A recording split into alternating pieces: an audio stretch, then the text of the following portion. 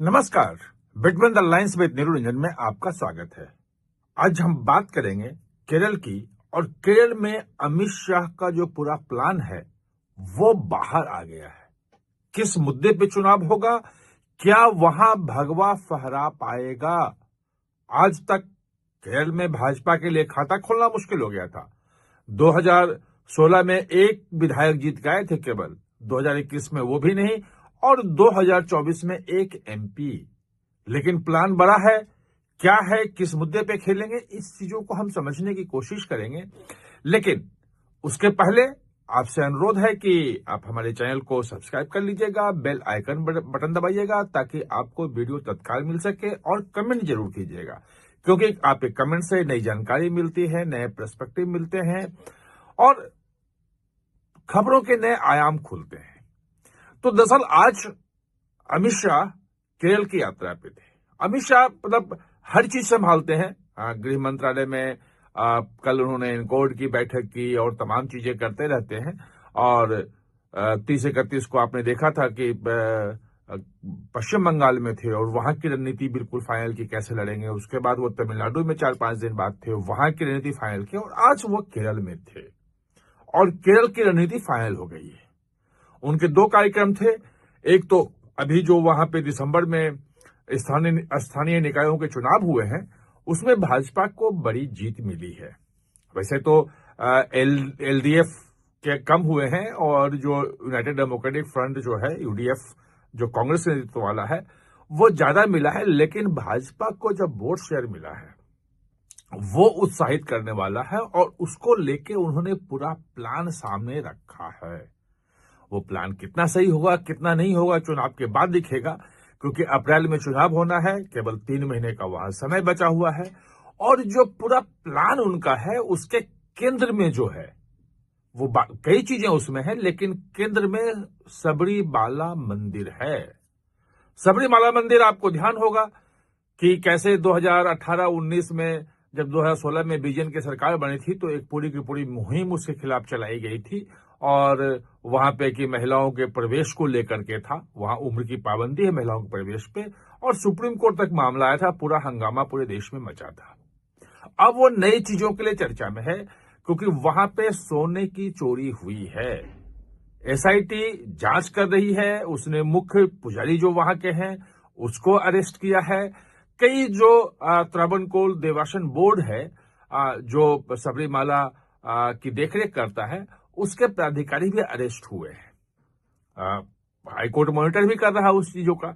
लेकिन उसको लेके हंगामा मचा हुआ है, और यह समझना जरूरी है कि अमित शाह ने आखिर सबरीमाला को ही क्यों चुना, और फिर क्या क्या हुआ वो बताते हैं आपको। तो दरअसल अभी कुछ दिन, लगभग अगस्त में, सीपीएम ने ही एक वो करवाया था, सर्वे करवाया था, और उसमें आया था कि सीपीएम के जो वोटर हैं उसमें 90% वोटर जो हैं वो सबरीमाला के भक्त हैं, यानी कि सबरीमाला को मानते हैं। उसके बाद सीपीएम में हड़कंप मच गया कि भाई, अगर हमारे एलडीएफ को इतने लोग वोट दे रहे हैं और सबरीमाला का इशू बना हुआ है, तो हम इन भक्तों को कैसे मनाएं।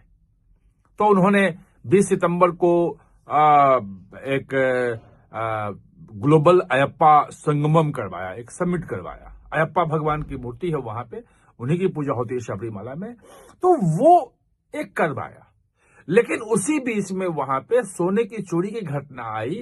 बात सामने आई कि 2019 के बाद वो मंदिरों में जो सोने की परतें चढ़ी हुई थी उसको फिर से साफ करके और दोबारा करवाने के चक्कर में जो द्वारपाल है और जो दरवाजे हैं, इन दोनों को जो भेजा गया और नई परतें चढ़ाई गई, तो 4.5 किलो सोना गायब है।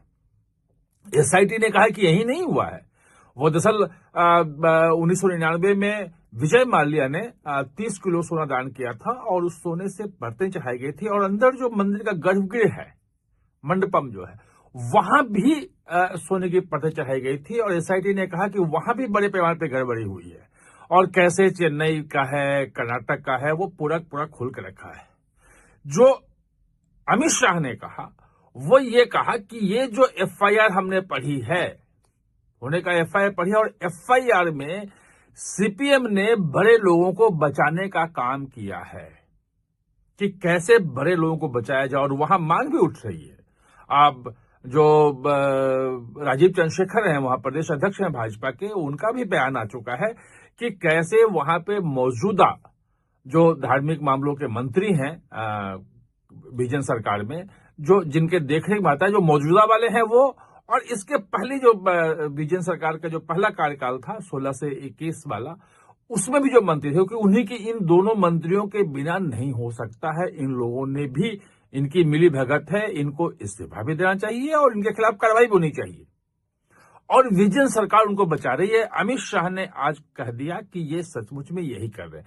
यहां पे एक चीज और बतानी जरूरी आपको है कि अगर आप केरल की पॉलिटिक्स को देखेंगे तो पूरे देश में भले वो सीपीएम ये कहे कि वो धर्मनिरपेक्षता की राजनीति करती है, ये तमाम चीजें करती है, लेकिन केरल में वो दरअसल हिंदुओं की पॉलिटिक्स करती है, क्योंकि उसका मेन जो बेस है, जो कैडर है, वो इडवा जो है समुदाय ओबीसी में आता है, तो वो वाला समुदाय उनका कोर कैडर बेस है, और लगभग 24% पॉपुलेशन है केरल में उसका।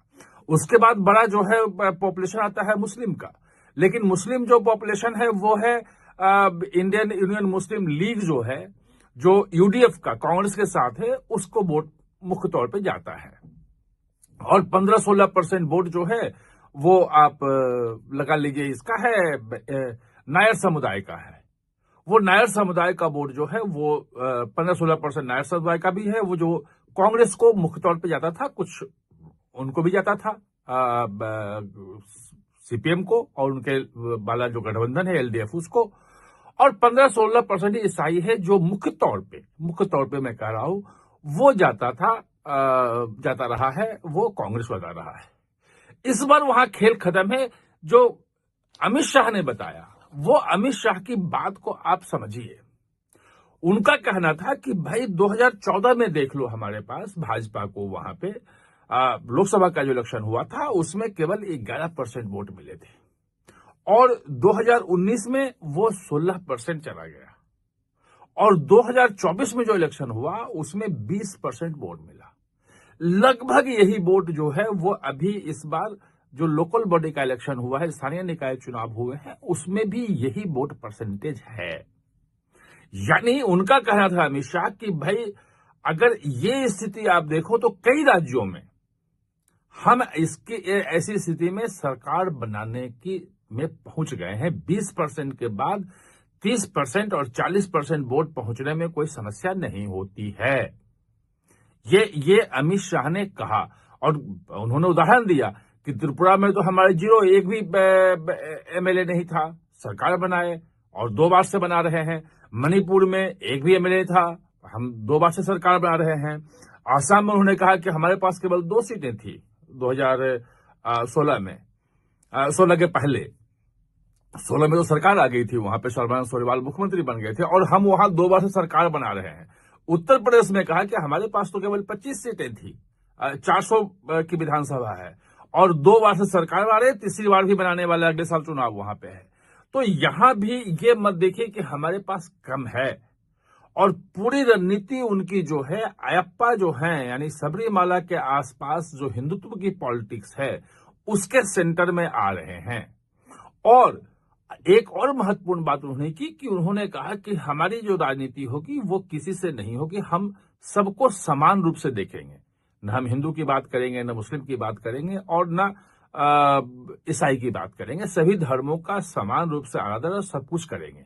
इसके पीछे यह है कि जो 15-16% वहां जो ईसाई वोट बैंक है वो मुस्लिम तुष्टीकरण के कारण वो छिटक रहा है। जो मुंबकम की सीट है जहां पे 400 एकड़ जमीन, वो मुद्दा भी उठाया कि 400 एकड़ जमीन के आसपास वक्फ की संपत्ति घोषित कर दी गई थी, और उन्होंने कहा कि ये यूडीएफ और एलडीएफ दोनों मिले हुए हैं, कोई कुछ नहीं कर रहा है। और वहां पे जो अभी जो लोकल बॉडी इलेक्शन हुआ है उसमें भाजपा की जीत हुई है, वो ईसाई बहुल है। वहां पे 6 जो जिलाध्यक्ष बनाए हैं भाजपा ने, वो ईसाई बनाए हैं, यानी कि ईसाई वोट बैंक पे बड़ी नजर है। तो अगर नायर वोट लगभग 15-16% इनके पास आ रहा है, जो मेन जा रहा है, कुछ जो है इडवा कम्युनिटी का भी आया है, और बाकी छिटपुट आ रहे हैं। अब भाजपा की कोशिश यह है कि अगर इसमें जुड़ गया हमारा ईसाई वोट बैंक, और इडवा कम्युनिटी का वोट ज्यादा आ गया अयप्पा के कारण, सबरीमाला के कारण, क्योंकि अयप्पा वहां ज्यादा है, सबके लिए है वो, लेकिन वहां ज्यादा है। तो केरल में खेल हो भी सकता है।